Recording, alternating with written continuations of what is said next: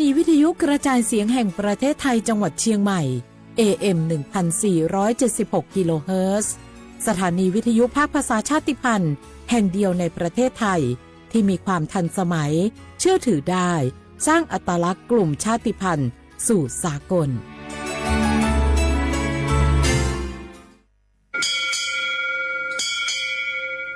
โอโบดะจ้า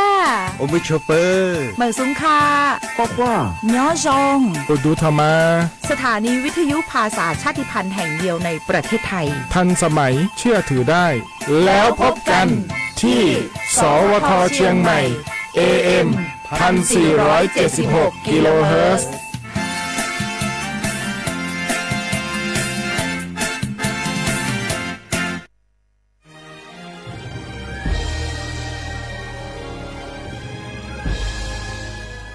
เกิดเป็นคนไทยเติบโตบนผืนแผ่นดินไทยจงภูมิใจในความเป็นไทยชาติไทยเรานั้นนับเป็นชาติที่มีความเป็นมาเก่าแก่ยาวนานเรามีภาษาวัฒนธรรมและมีสิ่งต่างๆที่เป็นเอกลักษณ์ให้เราได้ภาคภูมิใจในความเป็นคนไทยเราควรเห็นคุณค่าและมีความรักชาติหวงแหนแผ่นดินอันเป็นมรดกของบรรพชน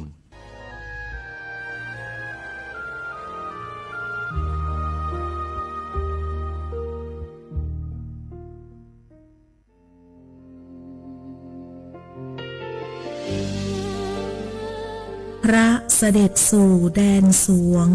ไทยทั้งปวงน้อมสำนึกในพระมหากรุณาธิคุณตราบนิรันดร์ข้าพระพุทธเจ้าข้าราชการและเจ้าหน้าที่สถานีวิทยุกระจายเสียงแห่งประเทศไทยจังหวัดเชียงใหม่กรมประชาสัมพันธ์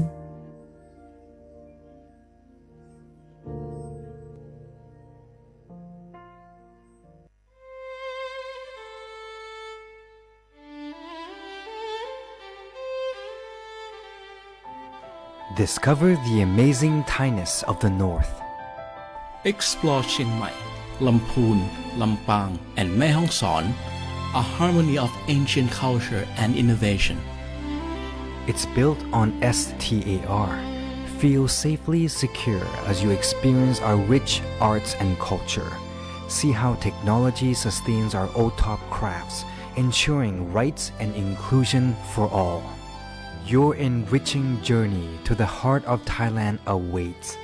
Safe, diverse, and unforgettable cultural experiences are here.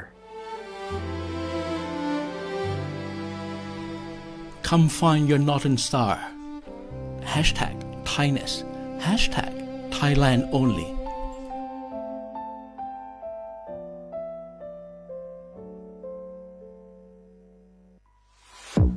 ใช้สิทธิ์บัตรทองเข้ารับการรักษาที่คลินิกแพทย์แผนไทย30 บาทรักษาทุกที่ได้ง่ายๆทั้งนวดประคบอบสมุนไพรใช้แค่บัตรประชาชนไม่เสียค่าใช้จ่ายสอบถามเพิ่มเติมโทร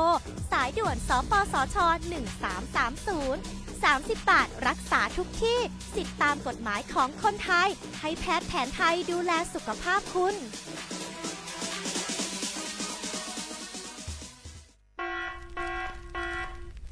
จ่องหู้คาหือปัดห่องจึงไทยพบทบยาปัญหาการเผาสูงแห้งเตอร์หรือเส10 ล้านไห้โคปักมัน90%ไผ่ไม่ป่าเถินนั่นลูกตีกัวเนาขาเผาหาตั้งกินตั้งย่ำอย่าในเถินคือแลกการเผาไหว้หรือเสเหตุการณ์ให้การสนอำว่าได้เป็นเพิงต้นเข้ากับอันผูกเลี้ยงตัวสัตว์นั่นในเยาค่ะเป็นปัญหาเฮ็ดให้เกิดหมอกควันกล้อง PM 2.5 เป็นเพเฮ็ดให้ตุ้มเตื้อถึงป้ายอยู่ลีเฮาค่ะอาสาเข้าคาก็ติปอดตุ้มเตื้อถึงตั้งเป็นปอดตั้งเป็นแก่นสาตั้งเป็นหัวใจและออกอ๋อลูกไหวไหลในค่ะห้องการป้ายทรายและเทคโนโลยีตั้งเมืองจึงไทยย้อนผิดหมอกให้พ่อแม่พี่น้องเขากึดลือการเผาปันจันล้มแสนเซอร์อันลีตาลูกตาลานเฮาค่ะจอมตอนโครงการวางแผนการเจอตีลินตาเตลดย้อมฝุ่น PM 2.5 เลยตั้งมุมมองไฮลีเซวชสำนักงานวิจัยแห่งชาติ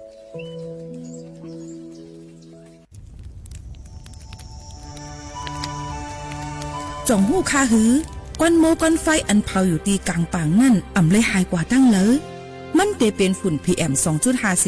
ขึ้นมาเฮ็ดให้ป้ายอยู่ลีเฮาคาขึ้นในค่าอ้อ ลองลดย่อมปัญหาจึงไหนในอ่ำหยาบค่ะเนื่องแหวอ่ำเผายุกยักเหมือไม่ต้นเยือต้นเข้ากับในให้ในสวนเฮาเปลี่ยนมากองไว้จ้อมกันเสเฮ็ดเป็นฝุ่นสภาวะอ่ำนั้นแจกแผ่ยุกยักเฮมันปอดถูกเมียนอีกป้าดังโฮมมือกันฟังด้วยไฟไหม้ป่าเถินเข้าขาดถูกดีเลยผูกต้นไม้น้ำเพิ่มปันปืนตีสีเขียวเฮ็ดเฮอจันล้มเสียนใส่ตาเฮากูก็เลยตั้งมุงมองเฮอลีเสฐานหน้ากอกับสืบปืนเผาตี3กรมประชาสัมพันธ์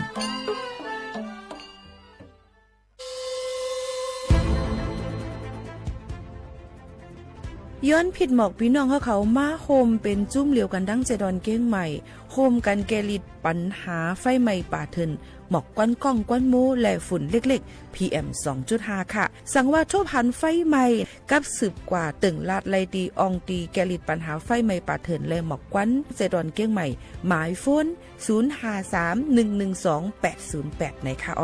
เจดอนเก้งใหม่ค่ะออกปักเบิงหมายมีเฮกังแกลิดปัญหาหมอกควันก้องควันโมและฝุ่นเล็กๆ PM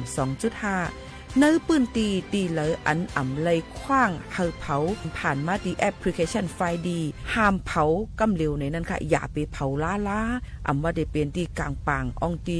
ห้ามเผาเกยยุกยักไม่ดอกกูอันในค่ะแต่เอาวันที่1เดือน1อิงเกรด2เหงปลาย26ต่อถึง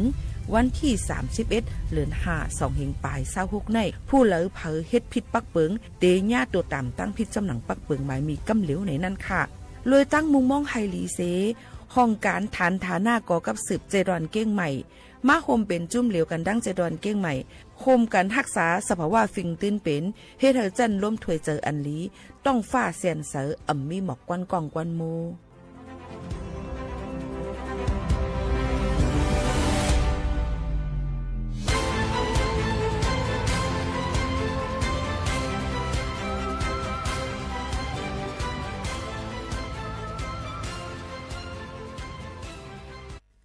พี่น้องเขาสนใจใครปืนเผาผ่านตั้งห้องปล่อยเสียงสวทเก้งใหม่ปั่นตั้งหูห่มปลาดังมีดังซื้อถ่อมแจงแล้งหลีกว่าไก่ในปืนตีเจดอนเก้งใหม่กับสืบมาเลยดี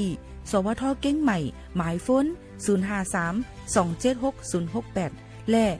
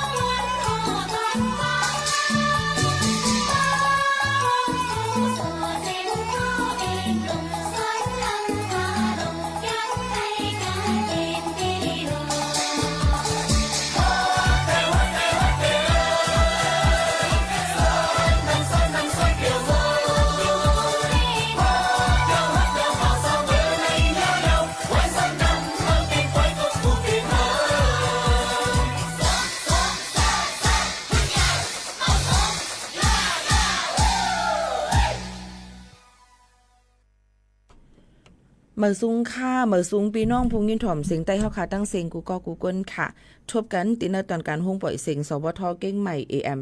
147 เกแล้วฮัสค่ะปืนปล่อยเสียงกูวันพี่น้องเขาว่าอ่ะหมกเขานั้นเฮาถ่อมแต่เสียถ่อมอะไรค่ะอสมทอใจค่ะเนาะเป็นสวท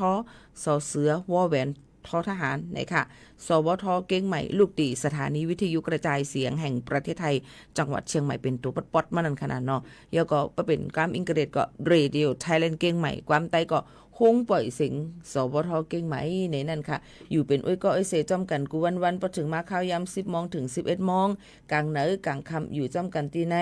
นนั่นค่ะอปอมปีน้องๆเขาชอมอยู่ที่เราตั้งเลยก็โอ้ตรงตักจอมกันนั่นค่ะนะเนาะขาวยิงหมูขาวนุ้นฮับเอาปืนพรเป็นผู้ปืนเผาดินในเสอยู่เป็นอ้อยก็อ้อยเสจอมกันในวันเหลือนฮาลวง7 ค่ำวันเมื่อในถึงมาในวันพัดที่เก่าเหลือนทน4 2 เฮงปลาย26ปีพุทธ2 เฮง5ปากไป69ปีได้2 เฮง1ปากปลาย20ปีก็จ่า1 เฮง3ปากปลาย87คู่เจ้าหนังไหนอยู่จอมกันที่ในนั้นค่ะตอนดักวงวางในนั้นก็กำไม้กำกัดบางทีก็อันนำเตอร์หรือเสเปิ้นและอันเลือดใหม่ๆหรือเสเปิ้นวิฝุ่นหมอกก้อนกล้องก้อนโมนำหรือเสเปิ้นได้เป็นนังแม่ห้องสอนนะคะมาเก่งใหม่นี่เจ้าในค่ะน้องเก่งไฮจิ๋มเจ้าในค่ะพี่น้องเขาก็นั้นในลองตั้งเจ้าในเขาข่าวก็ไม่เจอตอนแต่พอไม่พี่น้องเขาหนังหือพอดีอยู่ลีกินหวานนั่นเขาค่ะหลุเลยฟังกันไว้เนี่ยค่ะสั่งเป็นอะไรอย่าไปกว่าออกที่กลางปังที่กวนหมอกกวนนั้นนำในค่ะอยู่ที่เฮิรนไว้เตเตอร์แคมดีหรือเซเปิ้ลเนี่ยค่ะพอถึงมาด้วยทั้งเซดอนเก้งใหม่นั่นในจึงอันเลือดใหม่ๆนั่นเยาก็ฮอตสปอตมันนั้นมีไว้อยู่2 ปากปลาย31 อองตีค่ะในก็อันให้งานนะคะอันตีเลือดไม่ฮอตสปอตในพื้นที่เจดอนเก้งใหม่ในวันเมื่อในนั่นนะคะกลางในเจ้าในค่ะนะมีไว้อยู่2 ปากปลายเดียวเก้งลาวเตียนนำเลือดเซเปิ้ลมี65เมืองฮอดมี35เมืองเปล่ามี30แม่แจ่มมี10แม่แจ่มมี21ค่ะลอยเต่ามี16เวียงแหงมี14เมืองฝางมี7 อองตีอมก่อยอยู่ที่6 ตีสันกำแพง6 ตีแม่อ้อน5 ตีชัยประการ5 ตีแม่อ้าย5หังดง3กัลยาณิวัฒนา3ลอยสะเก็ด3แม่แต่ง3แม่วัง2เสมิง2ในนั้นค่ะพี่น้องเขาทั้งหมดทั้งเสียงตีในก็เปิ้นก็อ่อนกันคัดเจอตอนตัดที่เฮ็ดฝนหลวงฝนเทียมเนี่ยค่ะหนังหือพอดีมาโคดปันแหนอันไฟไหม้ป่าเถื่อนนั่นเสียแลลดย่อมฝุ่นหมอกก้อนกองก้อนโมบางทีก็ติมีป่าฝนล้มๆบางทีก็ติมีลมพัดเป่ามาบางทีก็ติมีฝนตกมาอีดออดเต็มเสื้อหนังไหนค่ะเนี่ยก็เอามาฝากตวนถึงพี่น้องเขาพอเต็มมาด้วยข่าวเงาฟิงฟ้าราศีในวันที่เก่าในวันเหมือนในซึ้งเนี่ยค่ะปัดปืนกูตีเลือดไม่เนี่ยค่ะเอาเหมือนในคณะเต็มไม่แห้งเตอมาพองกลางวันในนั่นค่ะย่อก็ติจางมีฝนตกลงมาหูปากมัน 10% ในปืนตียอก็ติมีปลาลมพัดเป่ามากำนำติเป็นที่พายุทั้งแม่ฮ่องสอนพังะแม่ฮ่องสอนเนี่ยค่ะเก้งใหม่เก้งไฮนี่นั่นค่ะ37 วันในเนี่ยค่ะ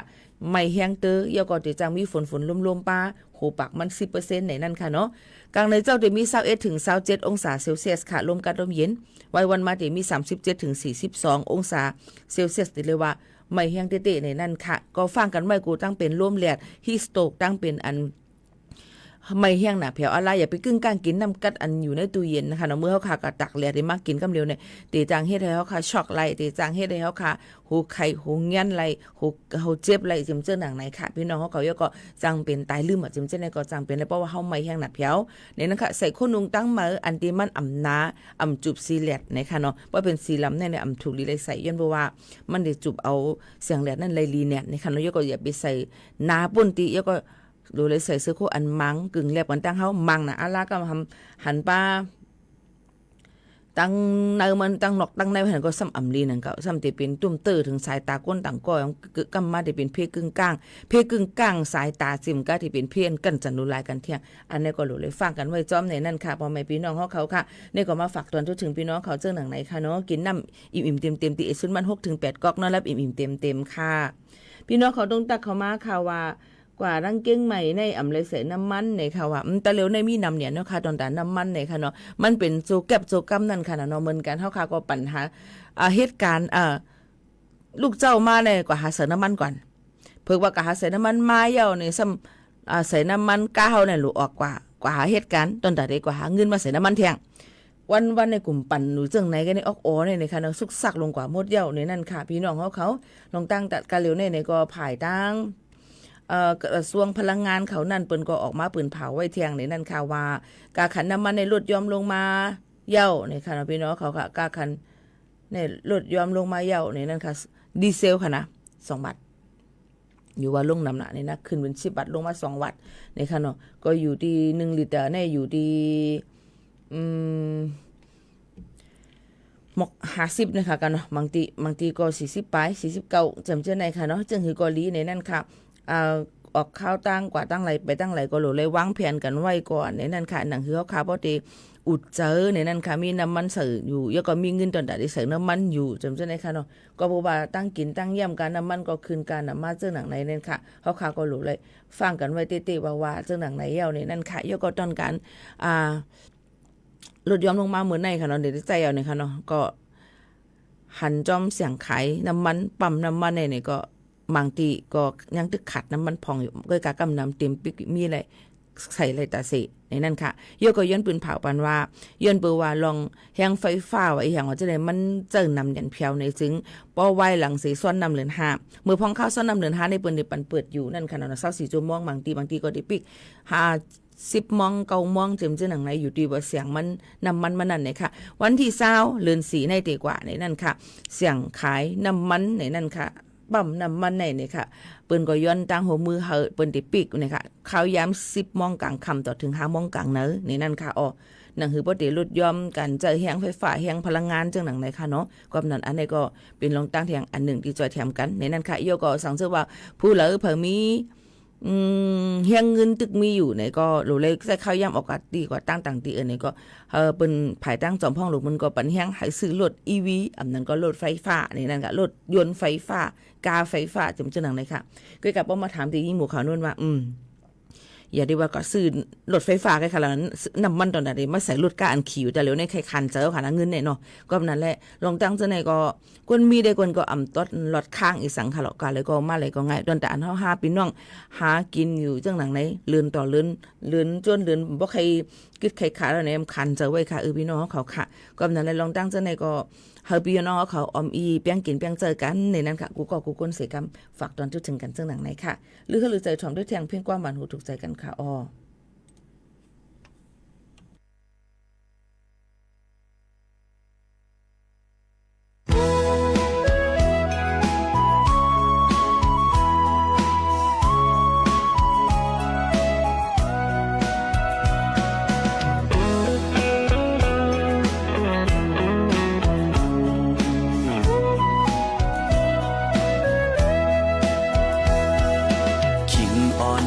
สู่เลเฮาเศร้าไว้หิมกันใน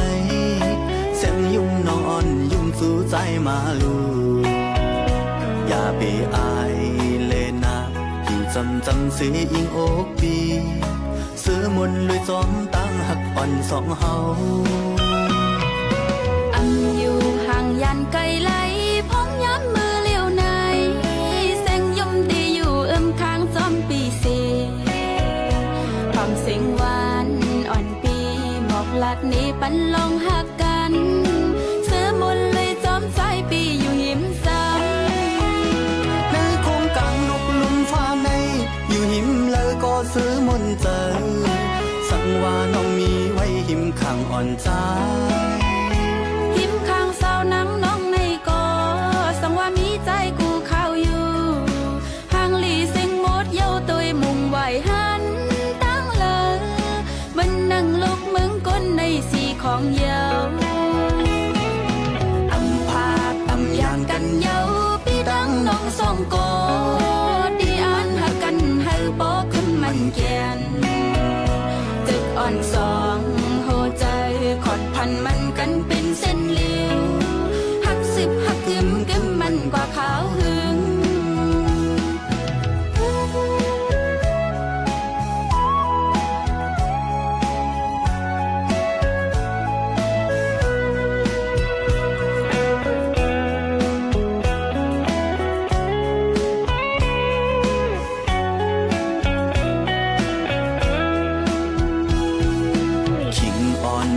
สู่เลเฮาเศร้าไว้หิมกันในสาวนั่งนอนสุดสู่ใจมาลูอย่าไปอายเลนาอยู่จำสีอิงอกปีซื้อมนลุยจอมตั้งหักอ่อนสองเฮาอยู่ห่างย ยันไกลไหลพร้อมย้ำมือเลี้ยวในสาวน้องตีอยู่ค้างซ้อมปีสี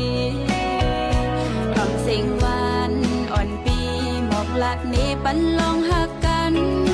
เสือมนเลยซ้อมสายปีอยู่หิมซ้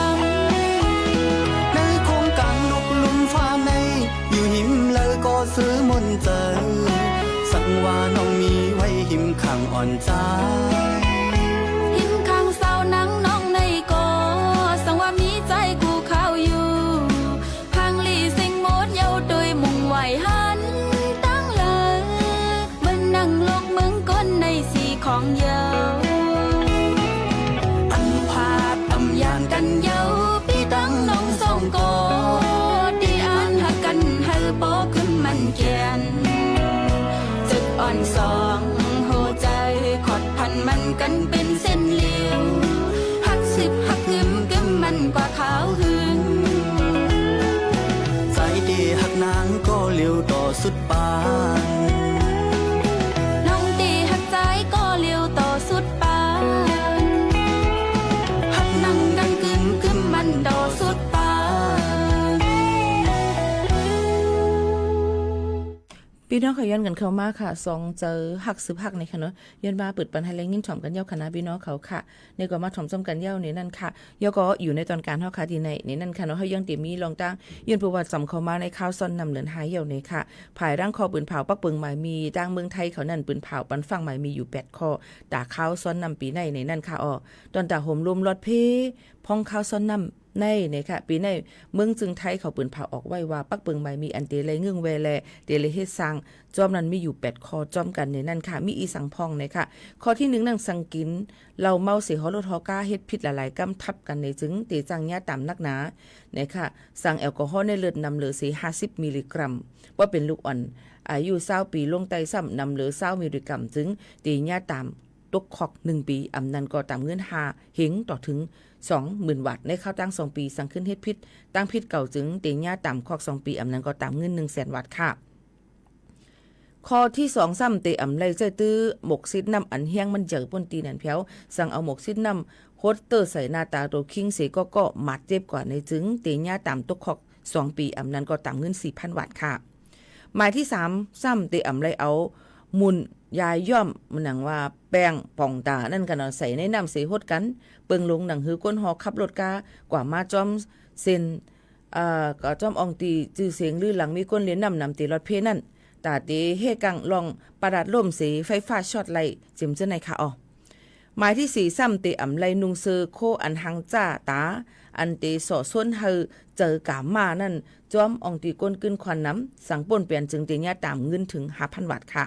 เจเลยว่าอย่าไปใส่หมางปนตีทำเพราะหันตั้งในมันกว่านู่นนี่นั่นปิดปดปนตีนั่นเพียวจังนั้นนั่นค่ะเนาะอ๋อค่ะข้อที่5ซ้ำในข้าวยามักมันไว้นั่นในค่ะเตอำไลขายเหล้าปันดุอ่อนจื้ออายุไปเต็มเตอำไลขายเหล้าปันดุอ่อนอาสักไปเต็มเช้าขายปันเหล้าแหละกวนมิงเมาในข้าวยำอันมักมันไว้กลางเนื้อ11 โมงต่อถึงวัยวัน2ต่อถึงเตียงขึ้น12 โมงค่ะเตอำไลขายเหล้าในสวนหมอกและอองตีห้องการซื้อเกี่ยวข้องหลวงปองจึงเสียมเจ้าหนังไหนคะเนาะหมายที่6ซ้ำสั่งเป็นรถกระบะให้อ่านดีเป็นให้หลักนั่นขนาดเนาะปันขว้างต่างน้ำใส่ผายดังหลังเสเลียนน้ำเลยอยู่ใกล้กะนั่งฮือเตอำเป็นเพกกึ่งกลางหยัดตกรถกานั่นในนั่นค่ะ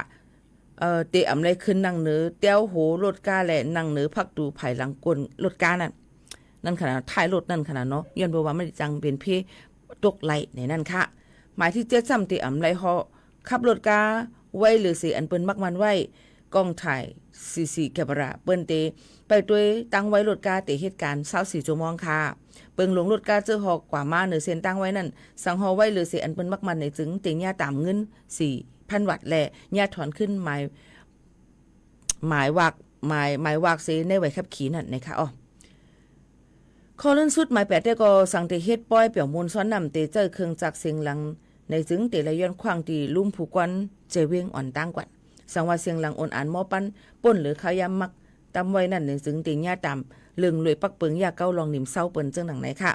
ลองจังเจอไหนก็ตึกส่วนไว้ให้ก้นมึงกูก็อ่อนกันให้สร้างกว่าจอมหนังปักเปิงหมายมีตาติห่มลุมลองนอดเพกว่าในข่าวสนำเหลือนหะในนั้นฝากตวนถึงพ่อแม่ปีๆน้องๆเขาเทียงกูก็กูก้นจังหนังไหนค่ะอ้อพี่น้องเขาค่ะหรือเจอถ่อมด้วยเพียงกว่ามันถูกใจกันเทียงลูกกวนค่ะนะส่งขึ้นมาอุบมาโอจำกันแทงกำนึงในนั้นค่ะอ๋อพี่น้องขอย้อนกันเข้ามาน้องซบหวานในค่ะสืบนิ้นถ่อมค่ะ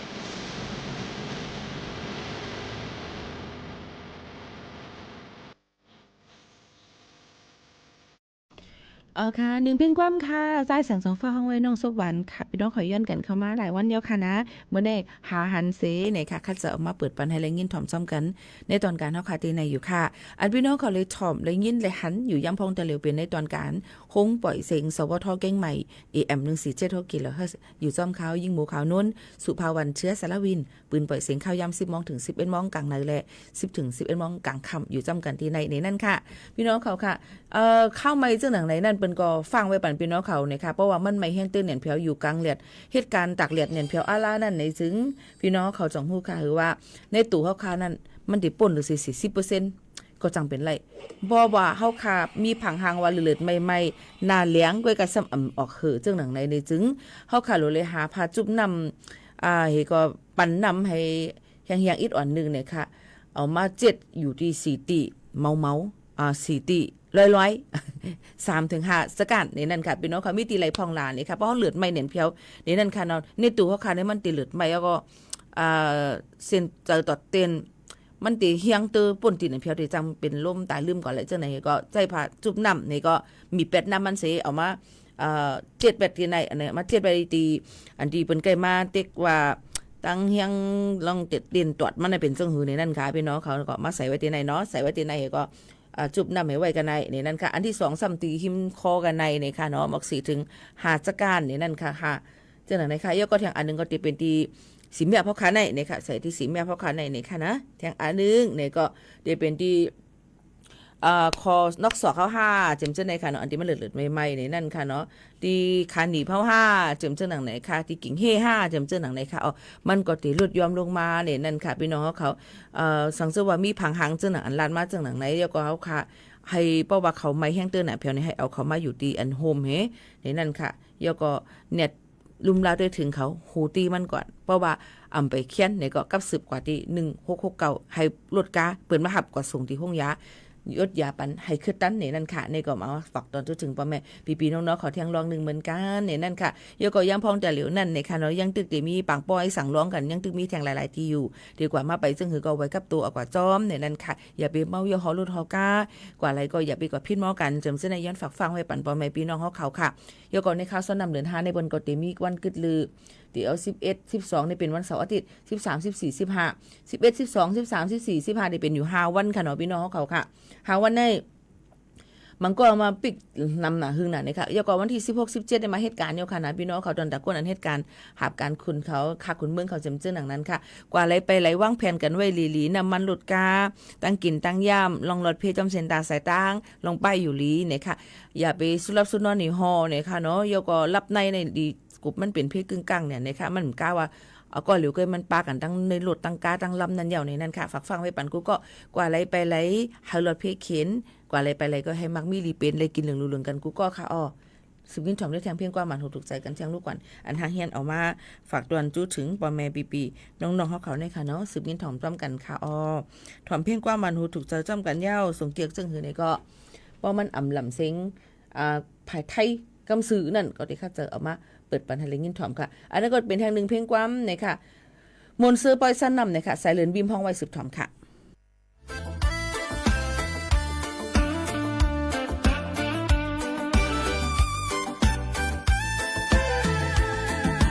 เราฮอดถึงข่าวสอนน้ำปอยสั่งจาง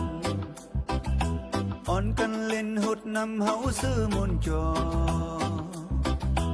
ลองขี่ไม่เนอเจอวางเป็ดไว้4ก่อนเอาน้ำกาดเย็นอ่อนสุกล้างอกเจอลู1ปีมี1ปอกเดินหาปอยซ้อนน้ำถึงเยาทิ้งเฮามีไว้ยำปัญหาผู้หญิงสายเล็กเท่าตั้งนุ่มอยากกุมมึงนอนหลับฝันไว้มาแล้ว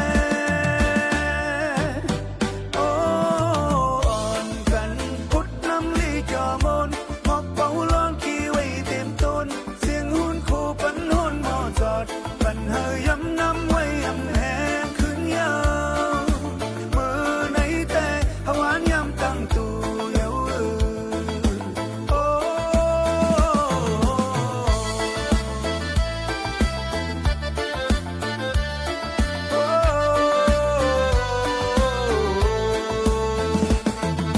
เดี๋ยวฮอดเลื่อนหามือสอนน้ำพี่มา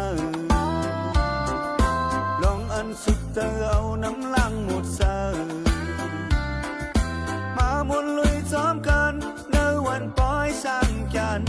เอาป้าน้ำเจอสิพูดเฮากาดยีลู1ปีมี1ปอกเดินหาปอยซ้อนน้ำถึงเยาทิ้งเฮามีไว้ยำปัญหาผู้หญิงสายลิเท่าตั้งนุ่มอยากกุมมึงนอนหลับฝันไว้มาแล้ว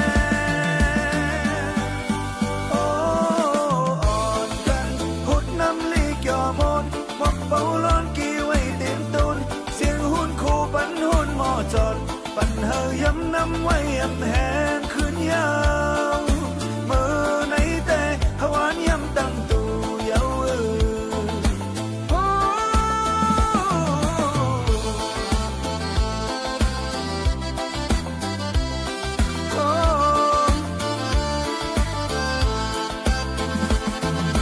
่อน ำลีเกี่ยวมนหมกเป่าร้อนกี่ไว้เต็มตุนเสียงหุ่นคู่ปันหุ่นหมอจอดปันเฮยย้ำน้ำไว้ย้ำแหงคืนยาวมือในแต่หวานย้ำตั้งตูเยาอ่อนกันพุดน้ำลีเกี่ยวมนหมกเป่าร้อนกี่ไว้เต็มตุนเสียงหุ่นคู่ปันหุ่นหมอจอดปันเฮยย้ำน้ำไว้ย้ำแหงคืนยาวมือในแต่หวานย้ำตั้งตูเยา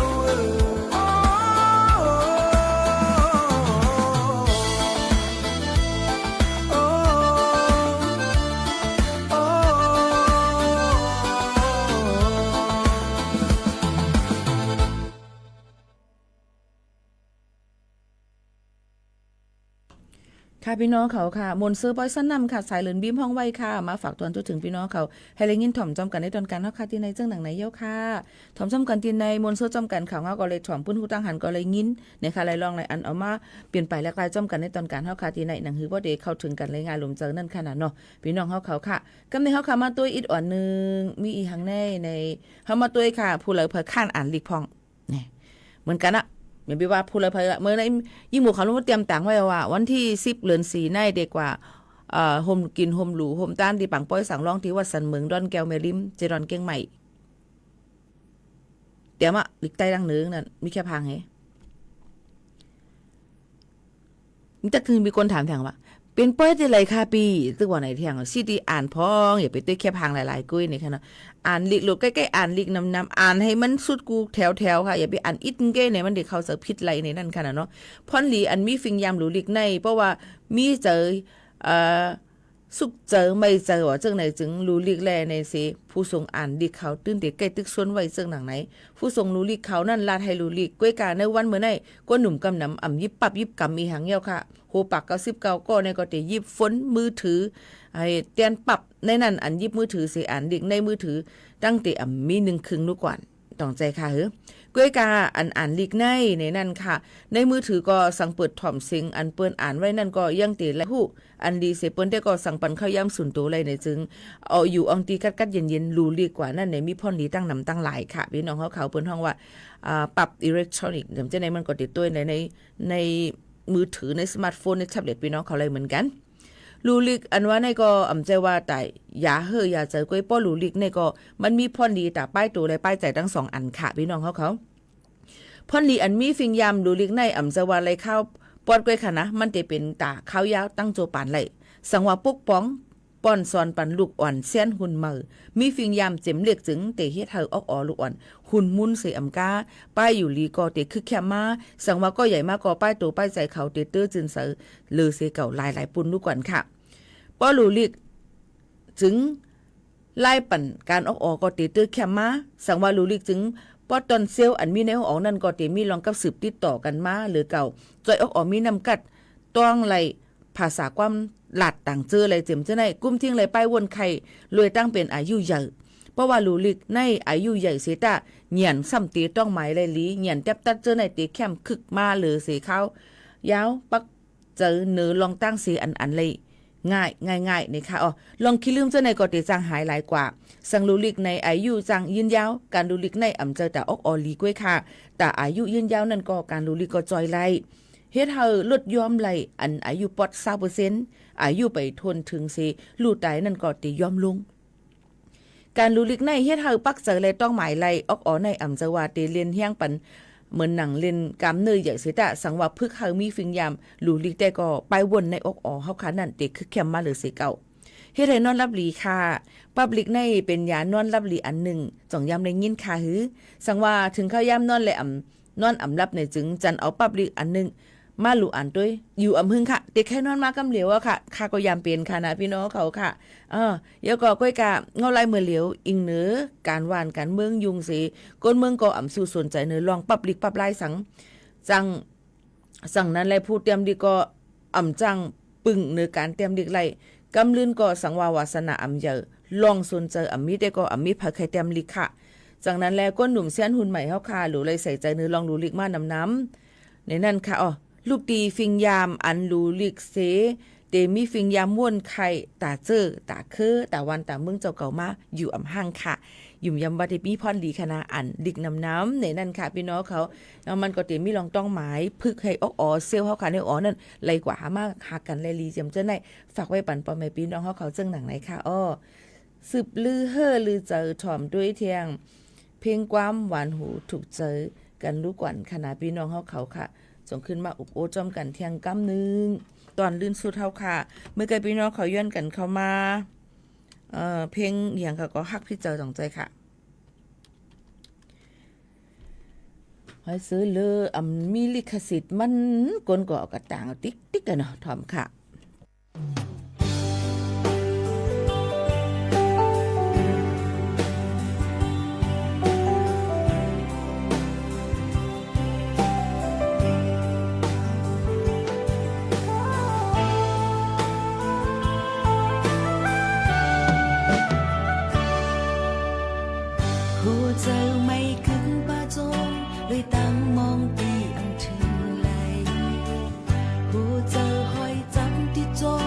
เลยตั้งหักอันเอาไลทิ้งจะยืนเอาไว้อย่าหาวนถึงมันสำมึนทำอยู่ไลเฮาดีหันจมตั้งตู้ดีเนอจากปานนวลเก่าไลหรือสีสองหาหัวเลยตั้งวนที่เจอเพิ่มมันเขาเป็นนอนหูลับกุมเลยจมคิดเธอจำเนภัยคำซิมซึ่งกันยันเอาคุยเสือหมอกและทุกเธอยิ่งเย็นยิ่งยืนแค้นเดินลงเรือมาตาสึกว่าจูไปเทียงตั้งนานกำพาลูกห้องกลางสองหา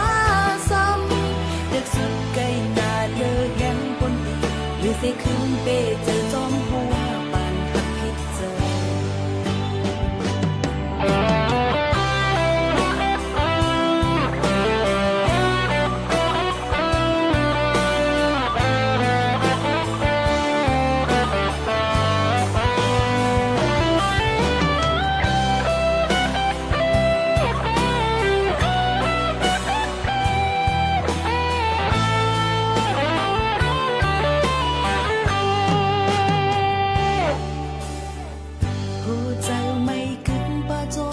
เลยตั้งมองตีอ่ำถึงเลยหูใจถอยจับที่จงเลยตั้งหักอันเอาเลยทิ้งจะยืนเอาไว้อย่าหาวนถึงมันสั่งมึนอยู่ยาวไว้หันดีหันจอมตั้งตู้ดีเนอจากปานอ่อนเก่าเลยหรือเสสองหาหัวด้วยตั้งวนตีใจเผามันเขาเป็นนอนอยู่แล้วกุมเลยจอมวนพิจารจำเนภัยคำซิมเสิร์กันยันเอาเสือหมอกและจุกเผยยิ่งเย็นยิ่งยืนแค้นเดินลงเติมมาน่าสิว่าจูไปเทียงตั้งนานกับ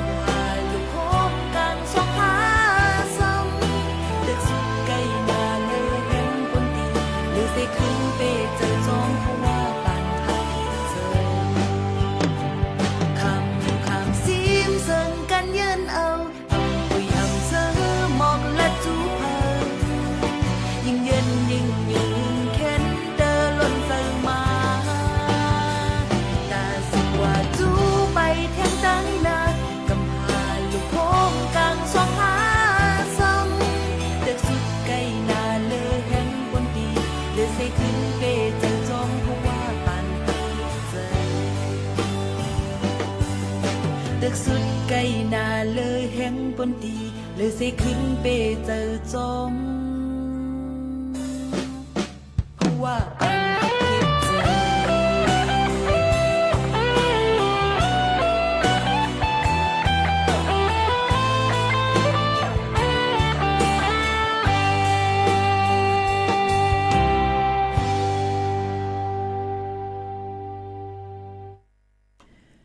ข้าวย่ำจำมดจำเซงเงาค่ะพี่น้องเขาเด็กกว่าตั้งไรไปตั้งไรก็อย่าลืมใส่ผ้าต้มคุณนางพระพี่คุณนางแมสนั่นในนั้นค่ะให้มันป่นหลอดลอยตองไอว่า